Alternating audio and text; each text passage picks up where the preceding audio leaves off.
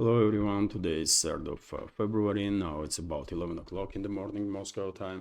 I'm Levan Gudadze and this is my first update for a day in which I'll share all the main news that are making headlines in Russian media outlets and Russian language pages on different internet platforms. Later on today, towards evening, I will publish second news update on my Patreon and Boosty pages. Of course, if there will be enough updates or news about some major developments in Russian segment of internet, in Russian media. And if you are looking for more news from Russia, more commentary, or if you like my work and want to support this small independent media project from Russia, I hope you will consider to join our communities on Patreon or Boosty. Links are on this video in description box and in the pinned comment. And simultaneously, dear friends, while watching or listening to this update, please click that like button, and if you can leave some commentary, that will be very helpful to deal with their extremely aggressive algorithm. So that's being said, let's go through some news. And first of all, short summary of the situation on the battlefields, on Ukrainian battlefields and in a zone of counter-terrorist operation. No reports about some significant changes in Kherson or Zaporozhye sectors of the front line. In South Donetsk sector, after liberating Velika and Novoselovka area, Russian troops further improving positions, but at this point no reports about some major developments. Russian troops are approaching Constantinople, Ulagli, Razliv and Zelenovka settlements. Andreevka is about to become a main hotspot on this direction. Simultaneously, Russian troops are further improving positions and conducting local-scale offensive operations on southern flank of Pokrovsk sector. And at this point, we have reported that Russian troops establish full control over their Sribne settlement, this one here. Many Telegram channels are reporting that Kyiv regime withdraw its forces from this village and are trying now to maintain their presence, the defense lines in Zaporozhye and Preobrazhenka areas. Simultaneously, we have reports about further advances of the Russian armed forces in Uspanovka settlement. This is also southern flank of Pokrovsk sector. And on the western side of Pokrovsk, Russian troops further advancing northwards. And if you take a look at the map, dear friends, this is approximately area of the forward positions of the Russian troops, and it's just I don't know, kilometer maybe before Pokrovsk itself, right? And one may argue that we are observing at this point first phase of creation of the cauldron around Pokrovsk Mirnograd agglomeration, because simultaneously Russian troops are conducting offensive operation on eastern side of this agglomeration. And for example, reports are coming in that Vadiane II or Vadiane II settlement is also under Russian control. Kyiv regime withdraw its forces in this from this area. Also, dear friends, reports are coming in that Russian armed forces further improve positions in Chasov Yar area, and one of the major supply and support lines of the Kyiv regime's garrison, remnants basically of the Kyiv regime garrison in Chasov Yar, have been cut off and is under direct Russian fire control. I guess cleaning operation in Chasov Yar will be finalized before end of this week, and I expect Russian Defense Ministry to make announcement about liberation of Chasov Yar and Toretsk also this week. We will see. Meanwhile, significant activization of the hostilities in Siversk direction, in areas of Verkhnyakamenskaya settlement, in areas of Belogorovka, Grigorievka settlements. According to some reports, both sides are suffering quite significant losses.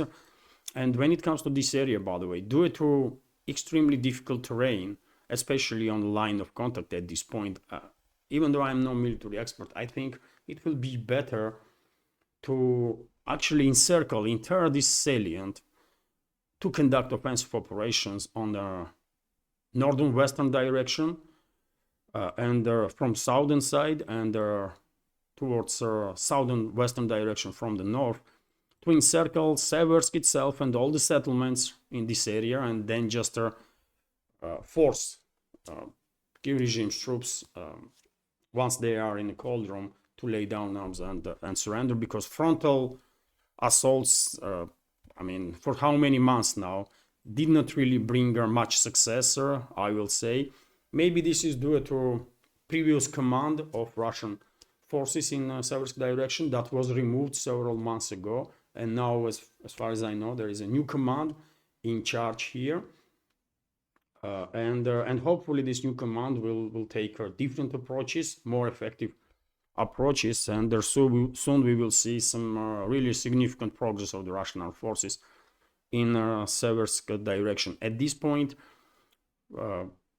we are receiving reports about some fierce fighting in this sector, which may be indicator that Russian troops are about to conduct some major operations there. Also, reports are coming in about further progress of the Russian armed forces in Kupiansk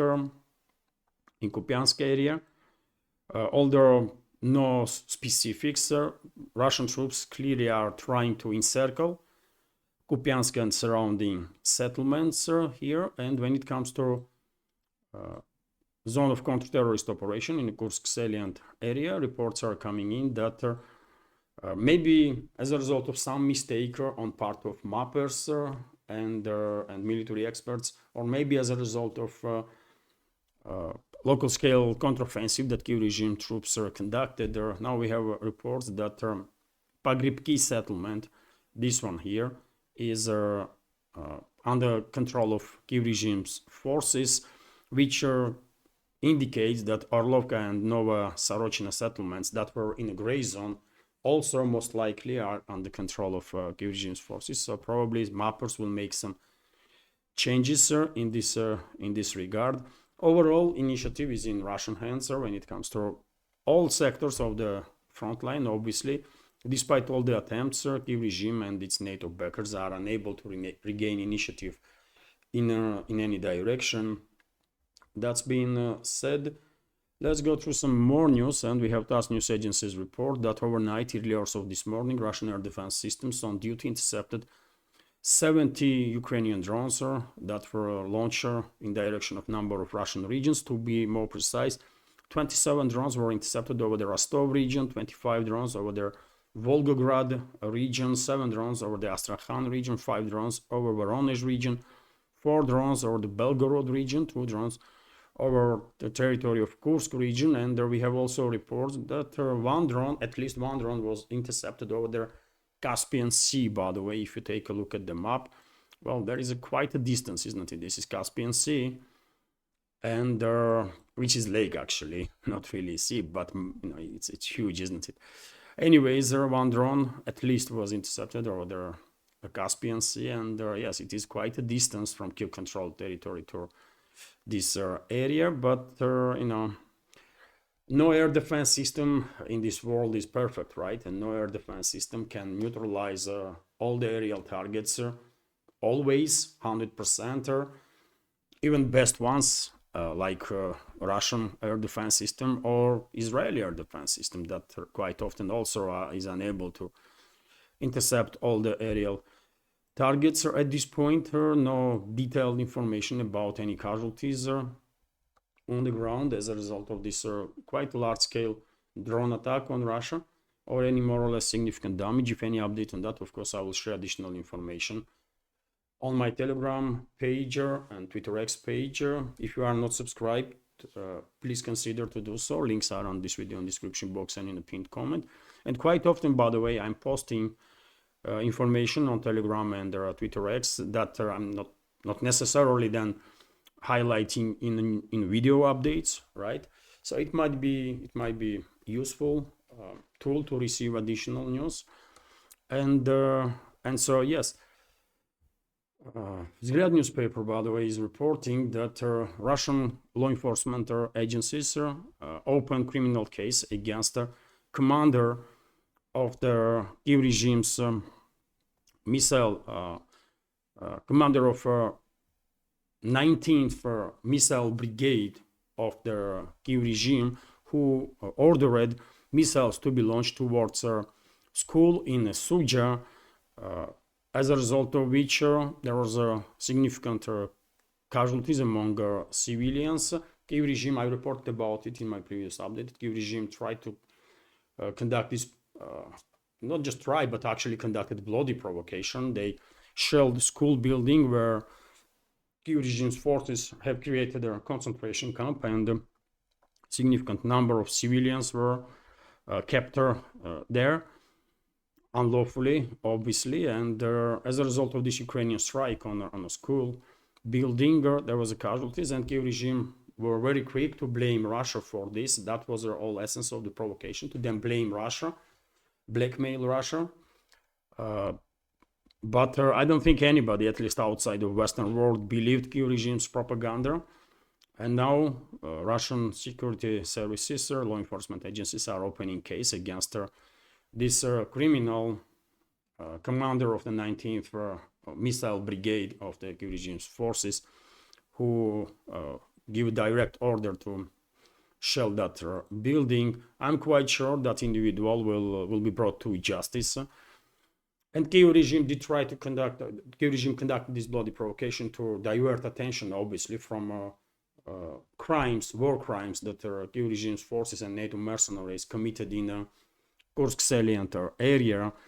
I already reported several times that in many settlements that are already liberated by Russian forces, in the basements or on the streets, by the way, and many bodies of many civilians were found, dozens and dozens of civilians that were executed, tortured, and the Kyiv regime clearly is trying to divert attention from these war crimes that its forces committed, and that's why they conducted this strike on Sudzha. But it didn't work. Obviously, Russian military police, Russian law enforcement agencies are documenting every case of criminal activity of their Kyiv regime's forces, and I'm quite sure they will be hearings about these crimes, and many criminals of Kyiv regime will be brought to justice. Meanwhile, RT is reporting that Zelensky is complaining on US once again, and he's basically saying that US is lying, US leadership is lying when it comes to military and financial aid to a Kyiv regime. He basically stated that he has no idea where most of $200 billion that allegedly was allocated to Kyiv regime went. So Washington has provided Kyiv with just over $75 billion in military and other types of assistance. Ukrainian leader Vladimir Zelensky has claimed, adding that he has no idea where US President Donald Trump's estimate of $200 billion originated or where it could have vanished. And then quote, we are in there for $200 billion more than the EU. I mean, what are we, stupid? Trump said last month. US Vice President J.D. Vance referenced the figure as early as last July, saying we have now spent $200 billion. What is the goal? What are we trying to accomplish? In an interview with the Associated Press published on Sunday, Zelensky insisted that Ukraine never received even half of that sum. And then quote from Zelensky, when it is said that Ukraine received $200 billion to support the army during the war, that's not true. I don't know where all that money went. Perhaps it's true on the paper with hundreds of different programs. I won't agree, and we are immensely grateful to everything, but in reality, we received about 76 billion. It's significant aid, but it's not 200 billion, Zelensky said.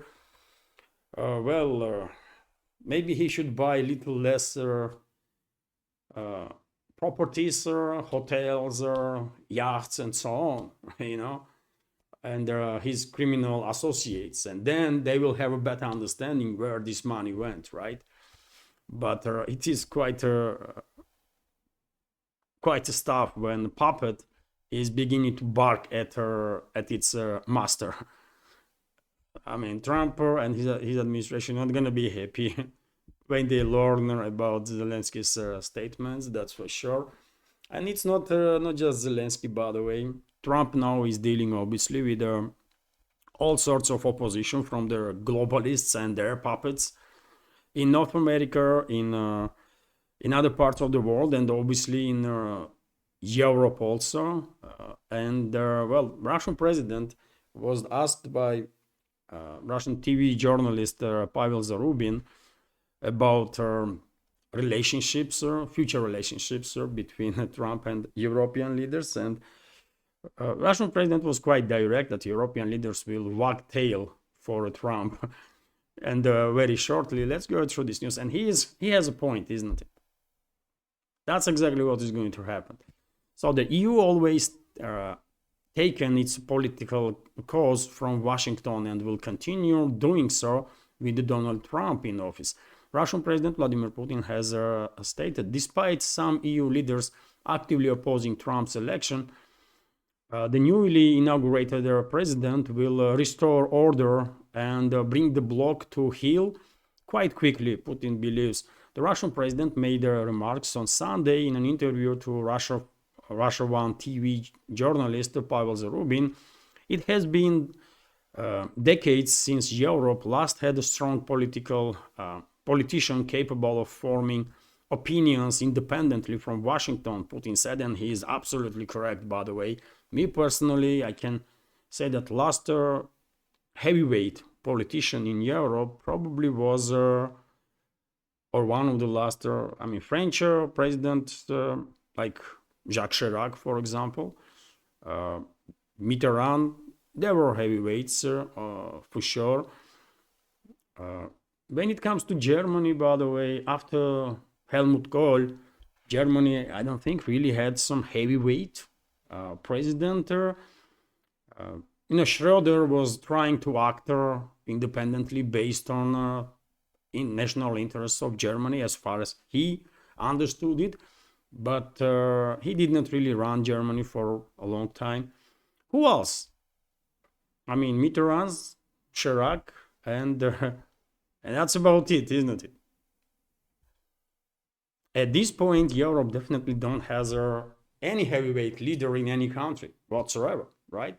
So Putin definitely has a point. So it has been decades since Europe last had a strong politician capable of forming opinions independently from Washington, Putin said, referring to era of former French president Jacques Chirac, by the way, and German Chancellor Gerhard Schröder. He's exactly, I did not read this news earlier, by the way, but I guess my reading of big picture is quite similar to how Russian president sees it. So he also mentioned Jacques Chirac and Schröder. However, in recent years, the EU's policies have been steered by political small fries who lack education and ability, Putin asserted. He noted that these individuals have happily carried out any order from their president in Washington under Biden, but got confused when Trump suddenly won the November election. They just don't like Trump. They actively fought him, interfered in political life in the US elections. Trump has different ideas about what is good and what is bad, including a gender policy in some other issues also, and they don't like it. Putin said he believes, however, it won't be long until the EU once again follows orders from Washington.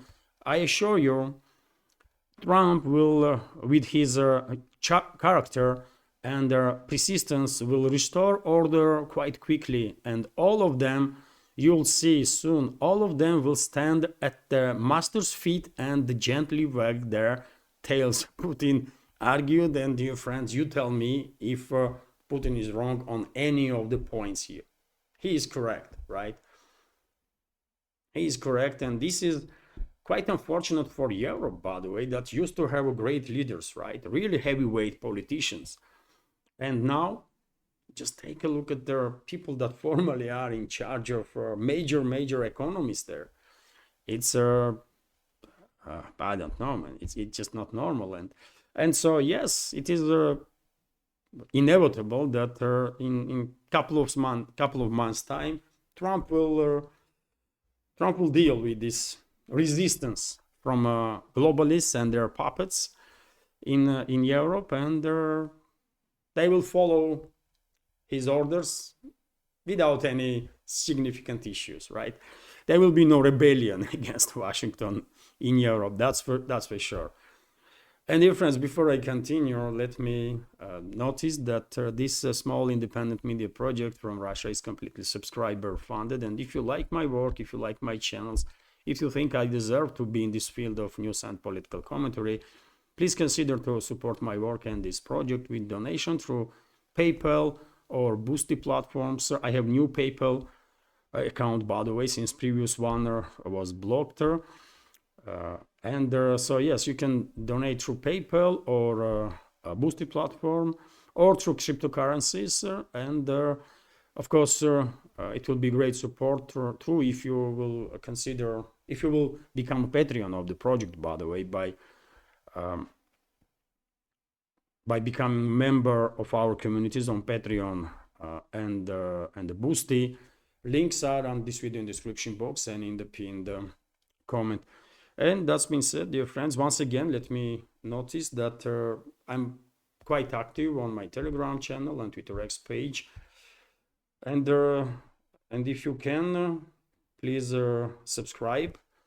That will be, hopefully, it will be a useful tool for you to receive some more news from Russia, and hopefully increase of our communities on Telegram and Twitter X will become helpful, will be helpful to this project also.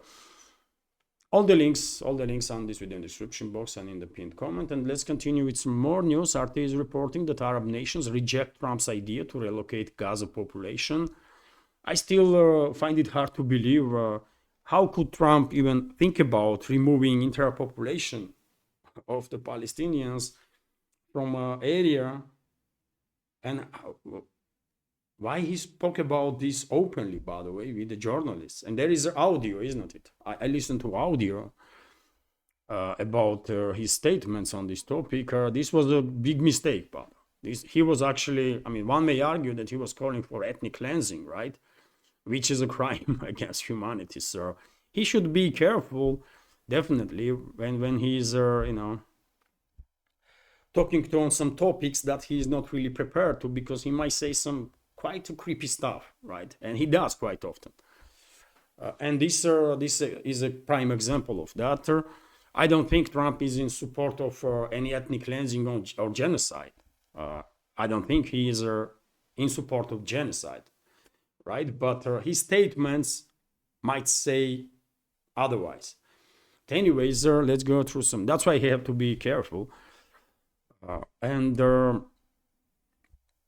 let's go through this news. A group of Arab nations has spoken out against the suggestion by US President Donald Trump that Palestinians from Gaza should be relocated in neighboring Egypt and Jordan.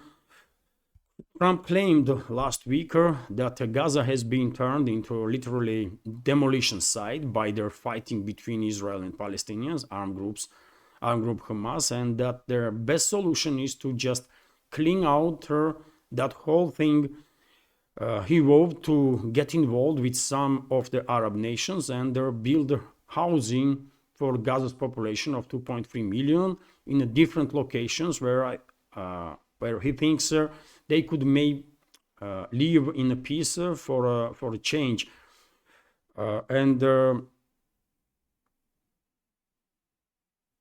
And he also said that relocation can be temporarily or long term, and everyone understands if Palestinians are forced out from Gaza Strip, Israel will never ever allow them go back. I mean, it's just obvious, isn't it? Following a meeting of top diplomats in Cairo on Saturday, Egypt, Jordan, Saudi Arabia, the United Arab Emirates, Qatar, the Palestinian Authority, and the Arab League issued a joint statement saying that they firmly rejected their displacement of Palestinians through direct expulsion of sourced migration. those actions would threaten the region's stability, risk expanding the conflict, and undermine prospects for peace and coexistence among its peoples. The statement read, yet again, your friends, we all know that in Trump's inner circle there are, I mean, all entire Trump's inner circle is a Zionists, right? Entire his administration is a Zionist. Trump has quite close ties with Netanyahu. Some media outlets were publishing articles that there is some division between Trump and Netanyahu. I don't believe in that even for a second. And therefore, I think once as a result of current peace deal between Israel and Palestinians, when Israeli hostages will be freed, all of them, I'm afraid Netanyahu and his regime will use any excuse. They might even conduct some false flag operation to renew large-scale military operations and to force out Palestinians from Gaza Strip completely on the first stage, and then to do the same in West Bank. And when Trump is making such statements as he did in regards to Palestinians in Gaza, then, well, obviously Netanyahu will be emboldened tremendously, right? And his inner circle. And Netanyahu is about to visit US and met with Trump. Maybe he is already in US, by the way, right? And most likely one of the topics of discussion will be exactly their ethnic cleansing that Israeli leadership, I guess, wants to commit in Gaza first, and then in the West Bank, and eventually in southern Lebanon too. And some members of Israeli government, by the way, are very open about it. They are openly saying so, right? So unfortunately, this part of the world is nowhere as close to true peace as we all would like. But you know what? At least at this point, Palestinian people had some break, right? Even if it will last for a couple of weeks, but many people can be saved, by the way. People that are desperately needed some medical attention, right? Desperately needed some food, some water. They will have a break now, right? So at least something positive is happening currently. But when it comes to long terms, I think region is nowhere near to a true peace and stability. RIA Novosti, meanwhile, is reporting that, well, Trump is doubling down actually on his statements in regards to Panama, Greenland, Canada, and Marco Rubio, head of State Department, was in Panama, visiting Panama, and he said that Trump is against status quo to be maintained when it comes to Panama Channel, and it worked. It worked, by the way, because after Rubio delivered Trump's ultimatum to Panama's leadership, and who knows what talk they had behind their closed doors, right? But I guess there was a very strict conversation, and as a result of which Panama government made decision to withdraw country from Belt and Road Initiative of China, which is quite a stuff, isn't it? Panama caved in, which is not really surprising. Let's be honest here. Panama never had any chances against US, obviously. And the question is now, will Washington be happy that Panama withdraw from Belt and Road Initiative of China, or US will continue to insist that Panama Channel should be controlled by US?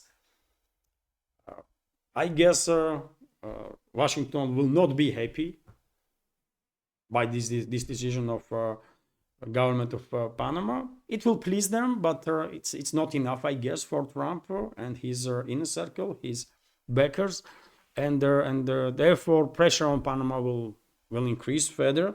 And at one point, I don't know how, but at one point, the US will gain back full control over the Panama Channel. I don't know how this will happen with military operation, or Panamanian government will be forced to transfer control on the Panama Channel to US, but before end of Trump's presidency, I'm quite sure Panama Channel will be controlled by US, and entire Panama most likely also. Directly or indirectly, but that's what is going to happen. And this is not all, obviously. Trump doubled down on Canada's threats on Canada. He said that Canada was too abusive towards US. US is financing Canada for no reason, according to Trump. And US don't really need anything from Canada. It has everything on its own. He has similar attitude towards Mexico, by the way. And yes, US tariffs are about to hit Canada's economy big time. Canada is also hitting back with its own tariffs. So, well, Trump's first tariff war has already started, and Trump once again called, by the way, on Canada to reconsider its stance on statehood, and Trump called Canadians to join US to become 51st state. It's not going to happen, obviously. It's not going to happen, but relationships between US and Canada probably will deteriorate significantly, at least for the time being, and I would not be surprised at all if, as a result of this tariff wars, some territories in Canada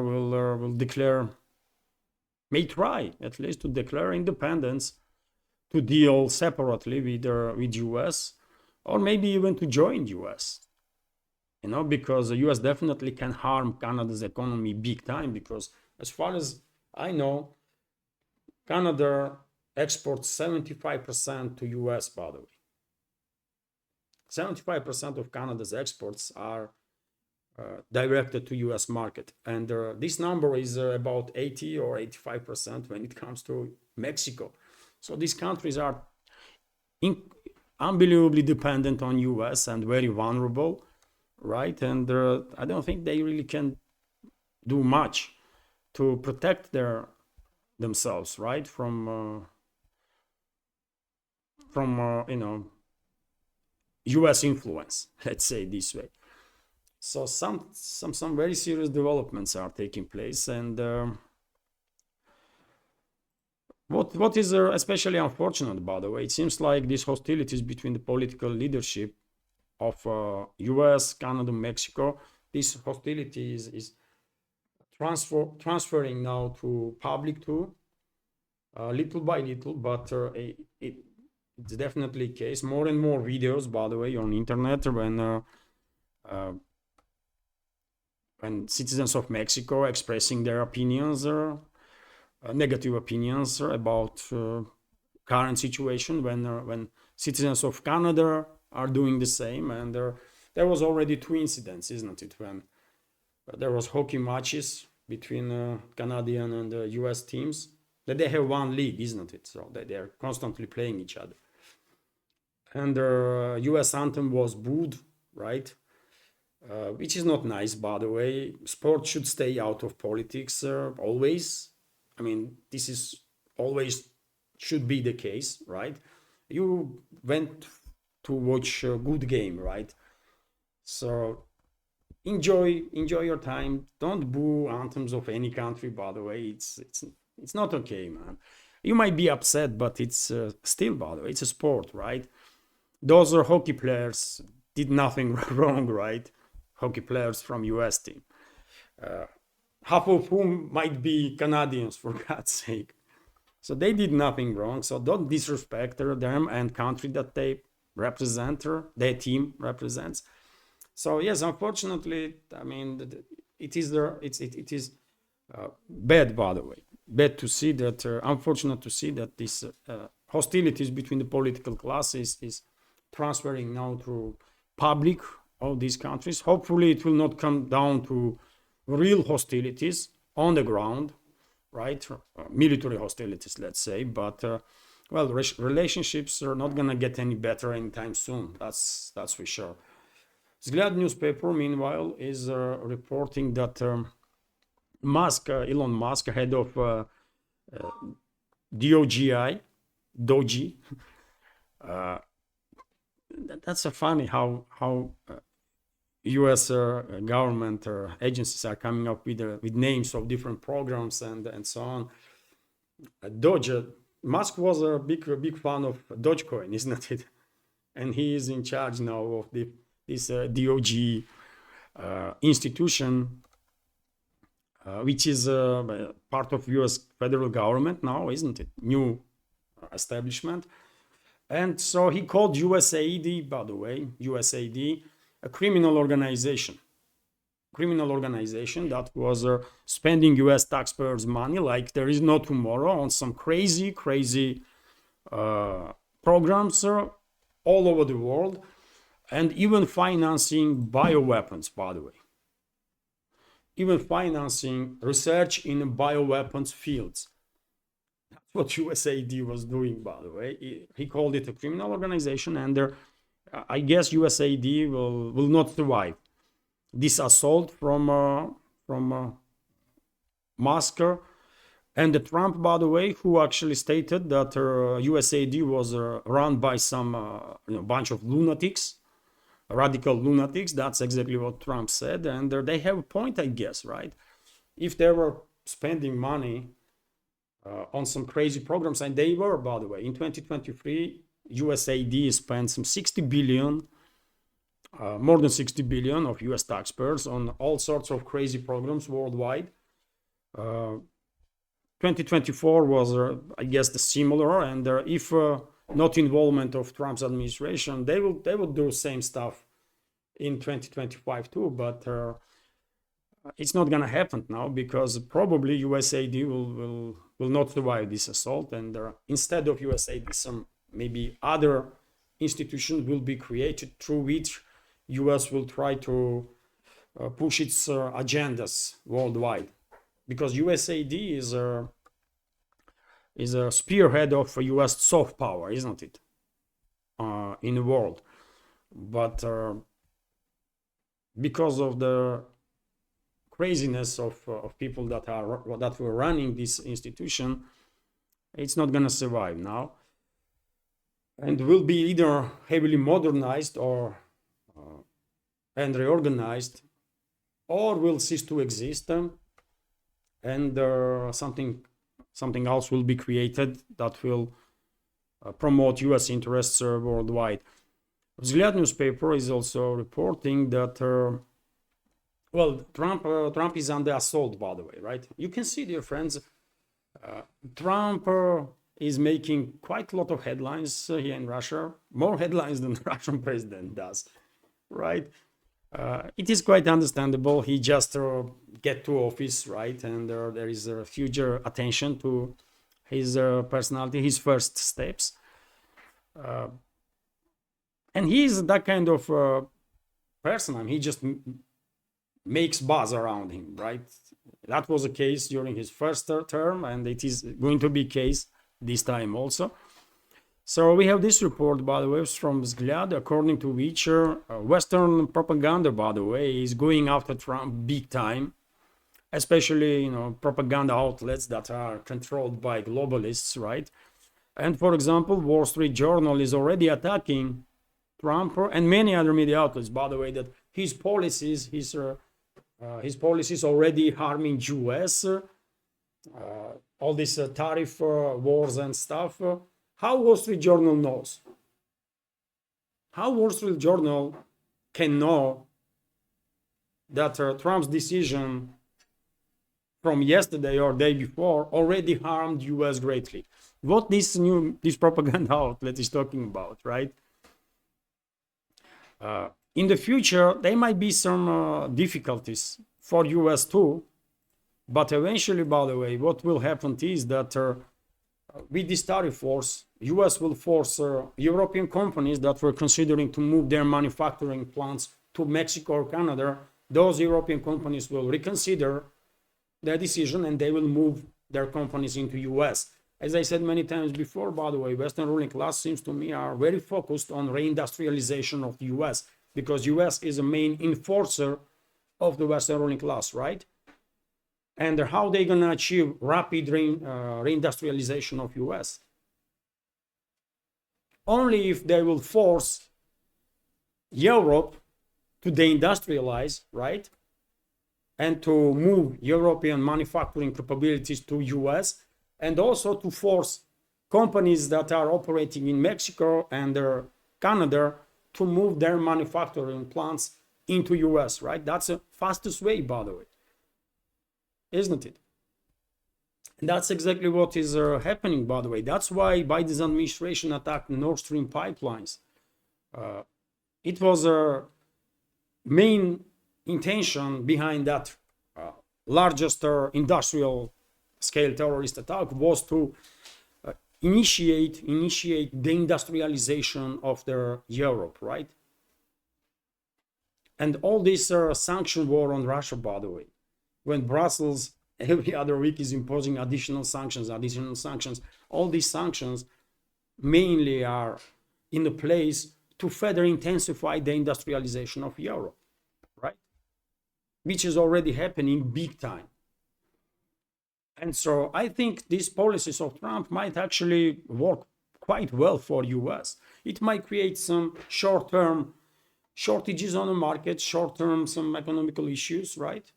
But in the long term, these companies, by the way, will have no option in Europe and in US and Mexico but to move their manufacturing plants to US, to produce stuff in US, right? And that's how US will conduct its reindustrialization, right? One of the ways. This is not the only way, but one of the main directions, clearly, isn't it? But let's go through this news here. So trader duties announced by US President Donald Trump against Canada, Mexico, and China began to have a negative impact on Americans even before tariffs official introduction. The Wall Street Journal reports. How they know, by the way? How they know? This is pure hit piece, isn't it? That's what they do, by the way. This European liberal globalist class is using whatever means they have now to attack Trump. But as the Russian president said, by the way, give it another month or two, and all of them will lay in a queue to get to feet of Trump and then lock their tails. That's what is going to happen, by the way. They have no spine, by the way, these people in Europe. They have, they only can is talk. The Wall Street Journal editorial board noted that Trump recognized possibility of negative impact of his tariffs and said that it could lead to some pain for Americans, but added that in the long term, this should be a beginning of the new golden age for the country. And yes, that's exactly what I said, by the way. In the short term, yes, these tariff wars will create some disturbances on US market, in US economy, but in long term, when these hundreds and potentially thousands of manufacturing companies will move their manufacturing capabilities into US, by the way, that's millions of jobs, right? That's increasing GDP, right? That's more independence of US from imports, right? Right now, US is tremendously dependent on all sorts of imports from all over the world, including Canada, Mexico, China, Europe, you name it, right? But when US will force all these companies to go to US and manufacture goods there, dependence of US will decrease tremendously. That's exactly what the Western ruling class wants. They don't care about Canada, Europe, or Mexico. Their main enforcer is US. And to stay relevant on the geopolitical map, they want this main enforcer to be strong, right? And that's why they are sacrificing, first of all, European economies, and then obviously Canada too, and Mexico. anyways, dear friends, no surprises here. It was obvious that Trump's team will be under heavy assault of all sorts of globalists, neolibs and so on. And for example, Bloomberg also come up with an article. This is also kind of a hit piece that tariff wars of Trump may increase prices on gasoline in US. Yes, it might happen, especially in the short terms. But in the long term, I don't. Yet again, US will benefit much greatly from these tariff wars than this neolib propaganda wants to admit. I'm not an economist, by the way, but it is clear. It is just too clear to me, right? That by increasing tariffs or imposing tariffs on countries worldwide that are exporting great volume of goods to US, Washington is forcing companies in these countries to move their manufacturing plants into US to produce stuff there, because US market is a lucrative market, one of the most profitable markets that there is in the world, right? So every company obviously want to work on US market to be there and have their share, right? So all this tariff stuff, by the way, it might be not nicer for it might be dangerous for other countries, but for US, by the way, it will work. And Trump said openly, right? He is, America first. He don't give a damn about all these other countries, right? And his team is built on that idea that, America first. So no one can complain, really. He is doing what he promised. He is delivering on that. Vzгляд newspaper, meanwhile, is reporting that US imposed froze basically $2 billion that was sent by Russia in JP Morgan account, and this money should be used for construction work on Akau nuclear power plant that Russia is building. Russia's Rosatom is building in Turkey, and these funds are being frozen now, right? Due to decision of US Justice Ministry. Let's go through this little bit more. And so, according to Wall Street Journal, the US Department of Justice froze $2 billion that came from Russia to JP Morgan bank account and was intended for the construction of Akau nuclear power plant in Turkey. According to TASS news agency, the US Department of Justice decided to freeze $2 billion received from Russia to accounts in the US bank of JP Morgan. These funds were intended to finance the construction of the Turkey's first Akau nuclear power plant. According to the source, Gazprom Bank was supposed to provide a loan of $9 billion for this project. $3 billion was transferred to an account in the Turkish bank Ziraat Truth City in the summer of 2022, and there are another $2 billion through JP Morgan. However, the next payment of $2 billion was frozen by the US Department of Justice. So this will have definitely some impact on the speed of that construction of the nuclear power plant. And well, I guess relationships between because this is a major project for Turkey, really major economical and not just economical project, because once Turkey will have, this is first nuclear power plant, by the way, that Turkey will have, right? So once Turkey will have nuclear power plant, Russia will obviously train specialists from Turkey to be capable, to operate with nuclear power plants. They will have some expertise, knowledge in field of nuclear energy, right? And potentially those very scientists, specialists from Turkey, if necessary, might start working on Turkish military nuclear program, right? If necessary, yet again. But to have such a possibility, even theoretically, you need to have a nuclear power plant, right? So therefore, this project, Akau nuclear power plant, is immensely important for Turkey for many reasons, and therefore I guess Ankara will be very, very unhappy with Washington with decision of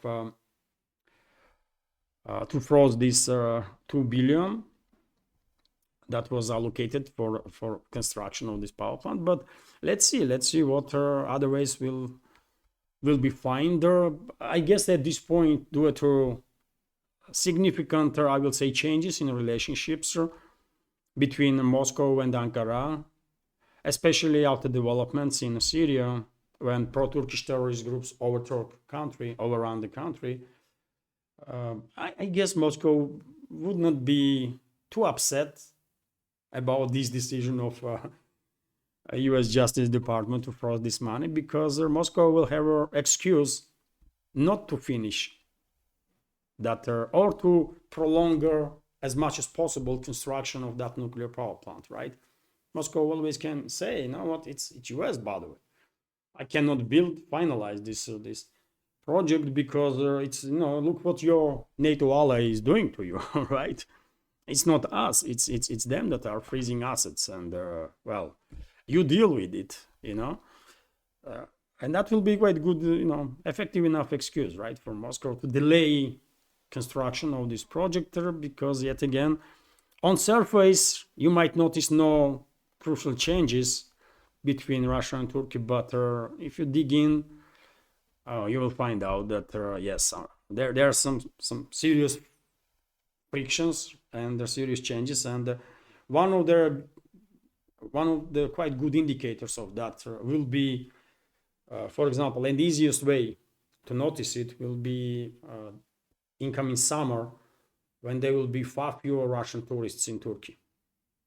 And from Russian tourists, by the way, Turkey was receiving about 15 billion US dollars every year, right? And this summer, my guess is that tourists from Russia will be far, far fewer than usually.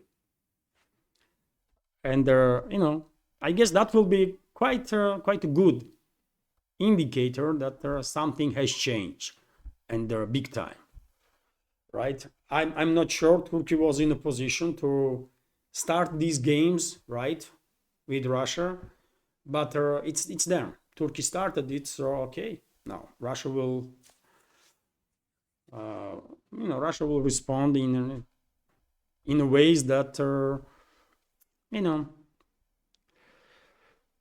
that Ankara will realize how wrong it was while antagonizing Russia. Meanwhile, TASS news agency is reporting that, wealth of richest Russians grew by 14.2 billion since the beginning of 2025, just in a month's time, which is, well, I mean, what can I say, dear friends? Good for them, isn't it? And also good for economy, right? So therefore, I guess this information somewhat good is for all of us here in Russia, because where are these people gonna put this money? They're gonna invest in the economy, right? And they're gonna create more jobs, more opportunities. So therefore, okay, good news, by the way. Once again, this information can demonstrate how good or bad Russian economy is doing, right? When richest Russians make 14.2 billion just in a month, well, I guess that's a quite indicator that economy is probably doing quite okay, right? And we are talking about just multi-billionaires, by the way. We are not talking about multi-millionaires, but this is about multi-billionaires, top 10, right? So yes, good for them, obviously, and somewhat good for economy also. And I will end this update on that. Hopefully you will find it informative, interesting, useful, and if so, please click that like button and leave some commentary, and share information about my channel, dear friends, with your friends in real life or on internet. And finally, if you like my work, if you like my channel, so please consider to support all the links on this video in the description box and in the pinned comment. This is it for now. Have a wonderful day and take care.